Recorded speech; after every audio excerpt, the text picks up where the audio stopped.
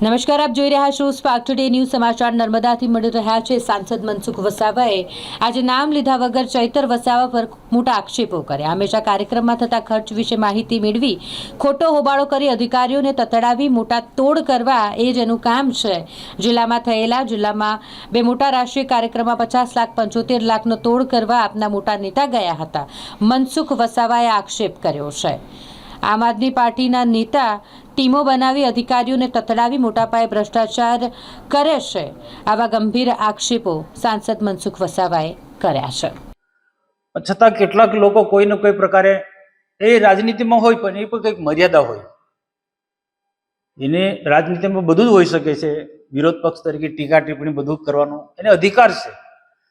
પરંતુ ગુજરાતમાં છેલ્લા 1 વર્ષથી હું જોતો આવ્યો છું કે આમ આદમી પાર્ટીના કેટલાક નેતાઓ આખા ટ્રાઇબલ વિસ્તારની અંદર અલગ અલગ તાલુકામાં અલગ અલગ જિલ્લાઓમાં પ્રવાસ કરે છે અને આખા ગુજરાતમાં એમની એક ટીમ વ્યાપેલી છે, તાલુકે તાલુકે જિલ્લે જિલ્લે આમ આદમી પાર્ટીના।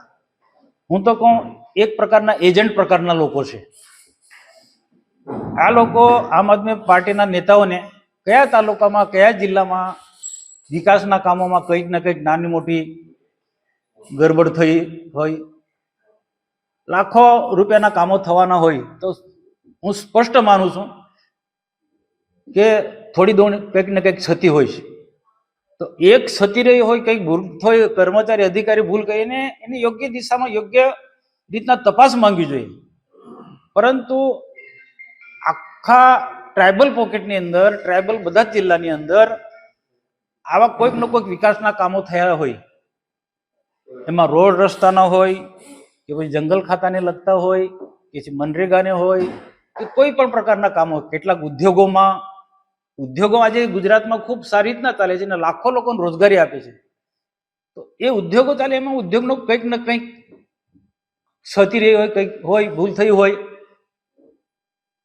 તો તેમાં પણ ઉદ્યોગોમાં પણ આ જે એક ટીમ છે આમ આદમી પાર્ટીના નેતાઓની, ને ટ્રાઇબલ વિસ્તારમાં ખાસ એવા નેતાનો પ્રવાસ હોય છે।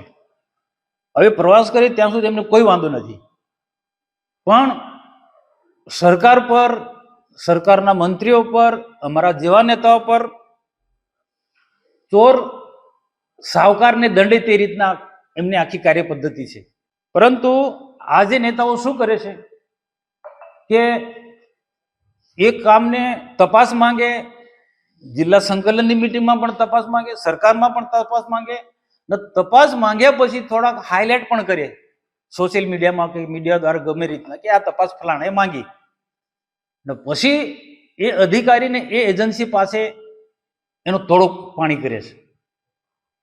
આ એક દાખલો આપો, 1 વર્ષ પહેલા ગુજરાતના મુખ્યમંત્રી ભૂપેન્દ્રભાઈ પટેલ ડેડિયાપાડામાં આવ્યા હતા, ફોરેસ્ટને લગતો કાર્યક્રમ હતો।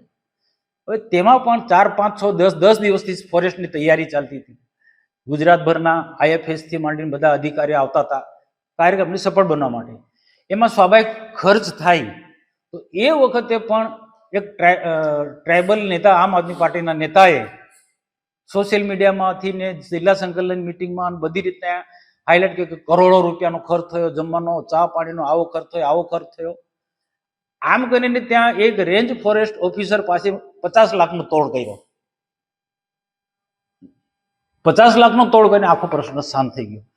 આવી રીતના ઘણા એવા નાના એવા કામોની અંદર આવી રીતના તપાસ માંગવી, સોશિયલ મીડિયા મૂકવું, પ્રેસમાં પ્રસિદ્ધિ આપી અને પછી અધિકારી અને એજન્સી પાસેથી કોઈને કોઈ રીતના એને તોડ કરવામાં આવે છે। આવો આખા ટ્રાઇબલ જિલ્લાના મોટા ભાગના તાલુકામાં એ નેતાનો, એની સાથે 2, 4, 5 લોકો, એ આખી ટીમ જ છે, એ પ્રવાસ હોય છે અને આવા કામ થયેલા હોય એ એની ટીમ જ બતાવે કે આ તાલુકામાં, આ જિલ્લામાં આ પ્રકારના કામો થયા છે અને આ રીતના પ્રસિદ્ધ કરવાનું, એને તોડ પાણી કરવાનું અને લાખો રૂપિયામાં તોડ થાય છે। એવું લાખો રૂપિયામાં તોડ થાય છે।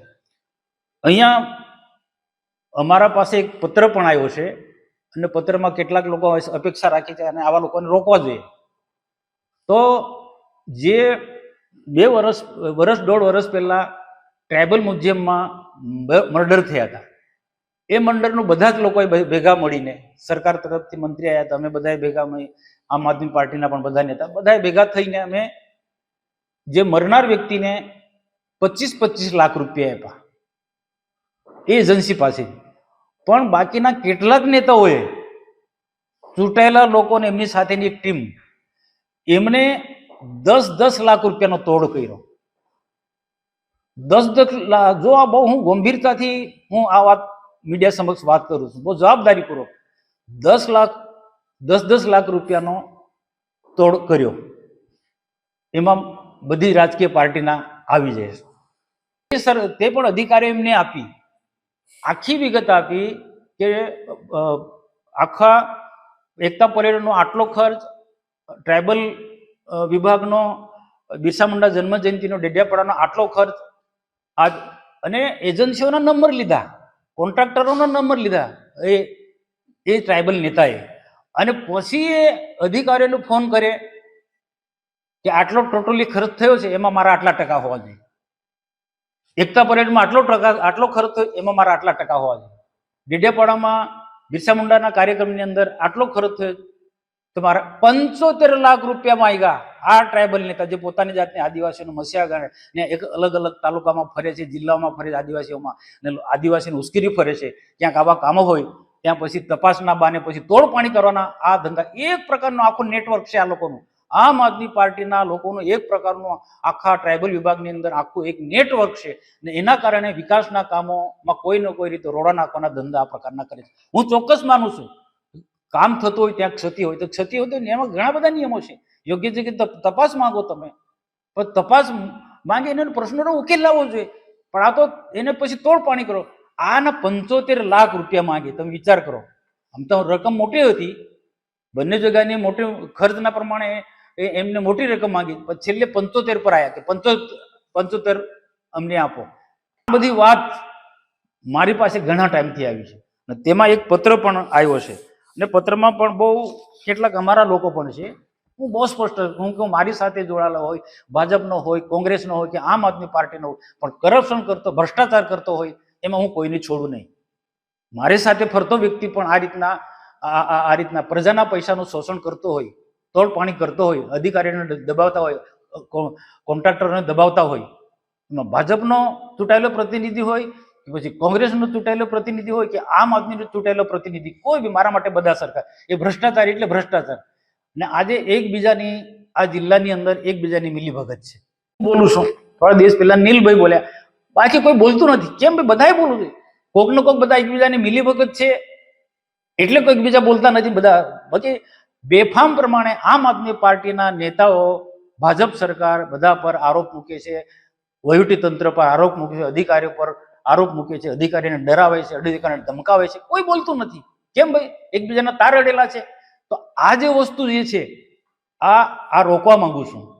આ જે વસ્તુ રોકાવશું કે સરકારી જે પૈસા કરોડો રૂપિયા આવે છે એ યોગ્ય રીતના વપરાવા જોઈએ, અને આવી રીતના તોડપાણી થશે કામમાં. હું ફરી પણ કહું છું કે તપાસ માંગો, ચૂંટાયેલા પ્રતિનિધિએ તપાસ માંગવાનો અધિકાર છે, એના નિયમો હોય, એના પછી એમાં તોડપાણી ના કરવાનો હોય.